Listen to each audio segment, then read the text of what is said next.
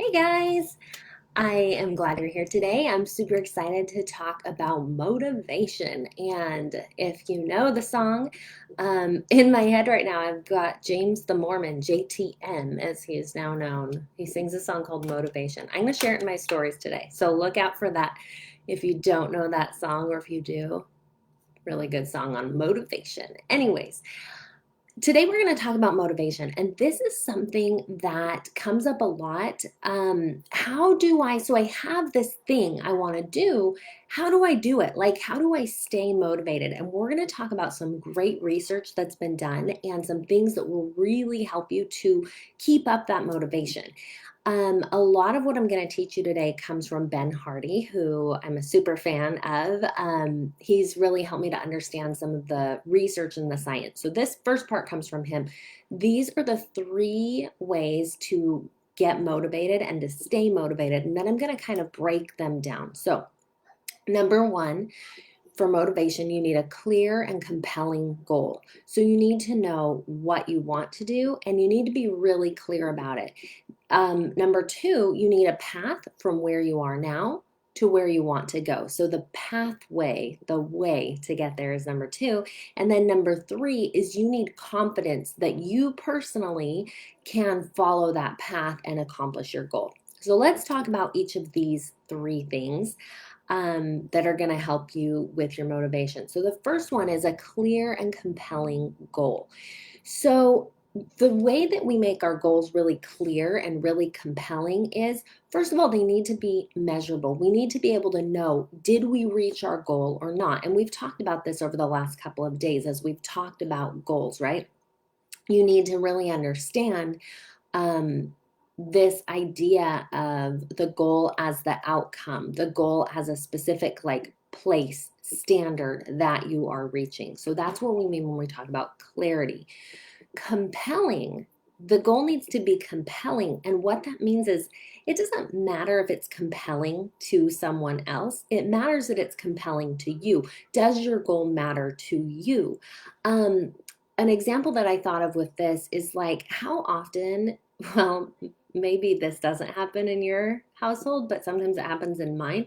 There are things I want my kids to do, whether that's like get good grades or help around the house or participate in sports or whatever, things that I want them to do. If I want it, but they don't want it, then they aren't motivated. It doesn't matter how motivated I am for them to do that thing. If it doesn't matter to them, it's really hard for them to get and stay motivated. And it's the same with us.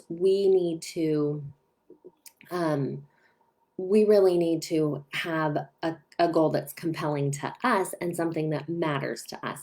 And finally, our goal needs to be specific. It needs to be very clear, like exactly what we want, which leads into number two.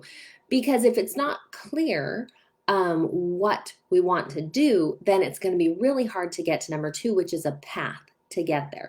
And if you don't exactly know what you want, how are you going to get it, right? The path, the idea of the path and having a path to get where you want to go, that's the answer to how. Okay, I know I want this goal. I know there's something I want to do. How am I going to get there? And the path really tells you exactly what you need to do to get there. And you want to think about, when you're thinking about this path, what are the steps that I need to get there? And what are the daily habits that I need to get there?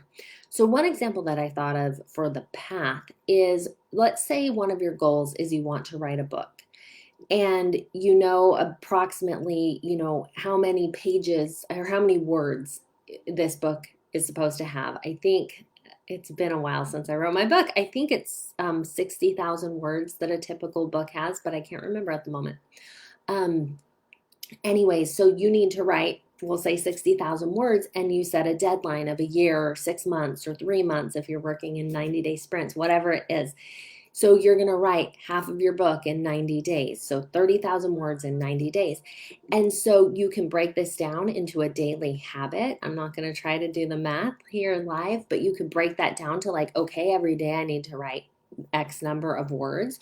Or you can break it down to every day I need to work on this chapter.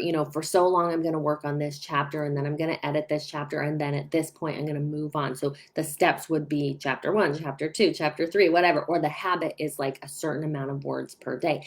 And your path is going to vary. You're going to do it according to what works for you, but you want a very clear path so that on a daily, on a weekly basis, am I following this path? Am I making those proper steps to get to my goal?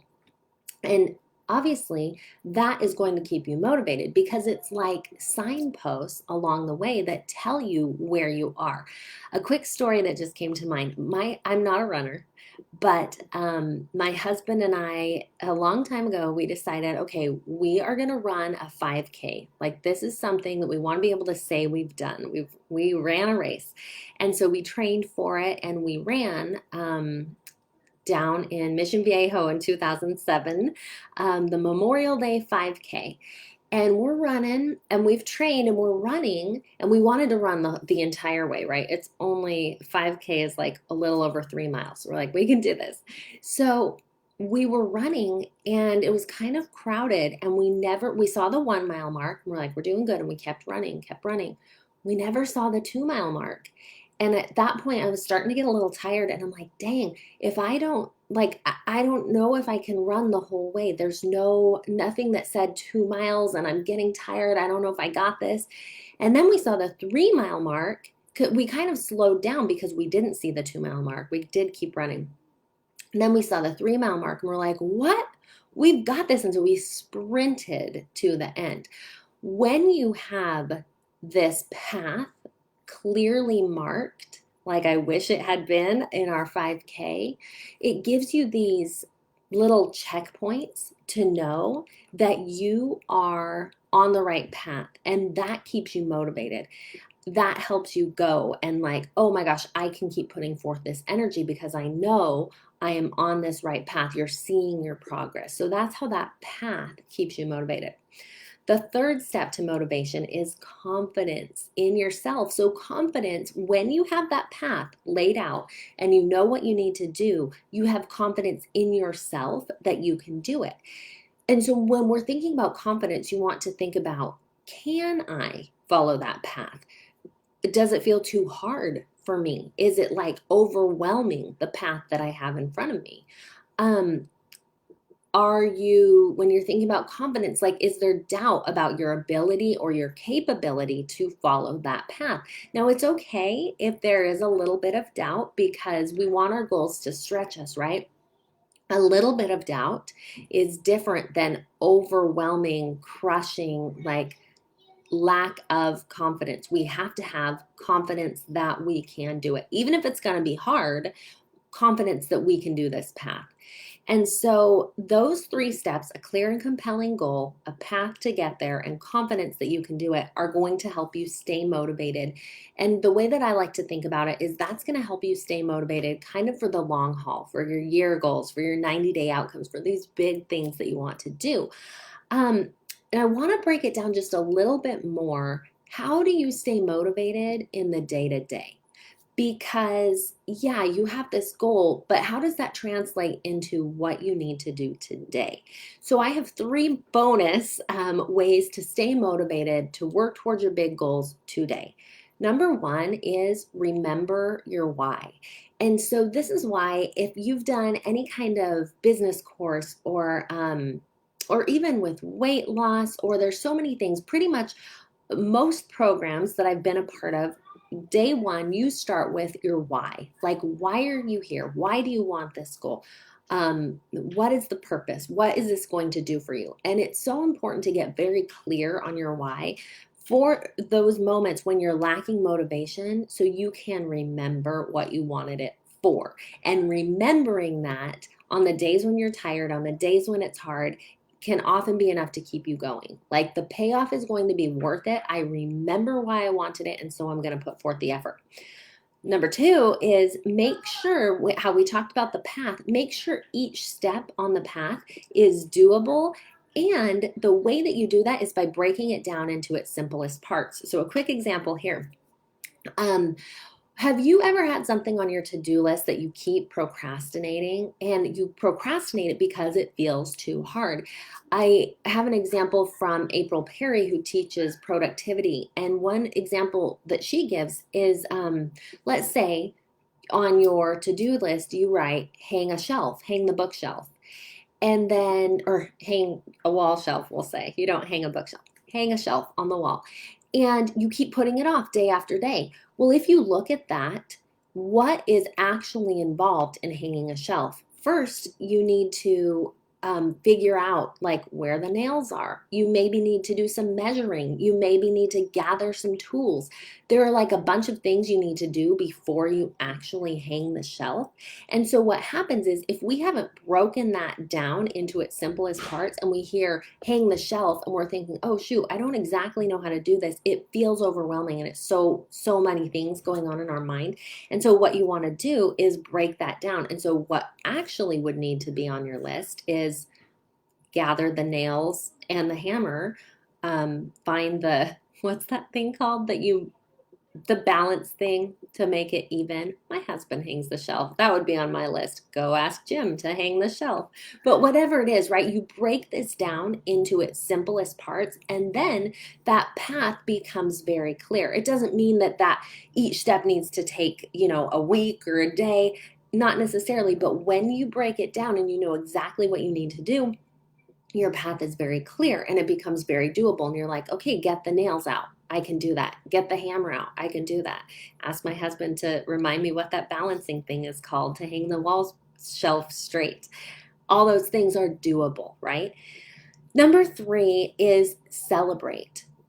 For the day to day, when you are wanting to stay motivated day to day, it really helps to celebrate even the tiniest progress, even the getting out of those nails. Like, yes, I am one step closer to hanging that shelf on the wall. Celebrating the tiny little things that you do, even before you get to that big outcome, before you get to that big goal, little celebrations all along the way.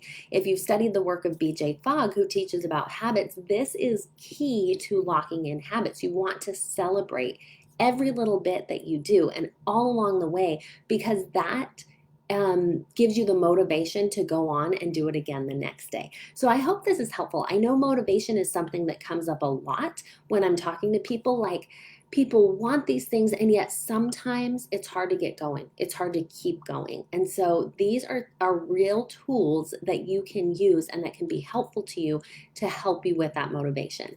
Coaching is something else that helps with that motivation, and that is something I can help you with to not only hear these tools, but to get them in your tool belt and to use them regularly and to practice using these tools so that they become second nature to you. So that's something that we do and we really hone in on and practice in Mompreneur Life Made Simple. Our next group starts July 19th, so schedule a call to talk to me and see if that's a good fit if you haven't already. I'm excited, you guys. We are going to have such a good group this time. I hope that you are a part of it, and I will see you guys later. Have a good day. Bye.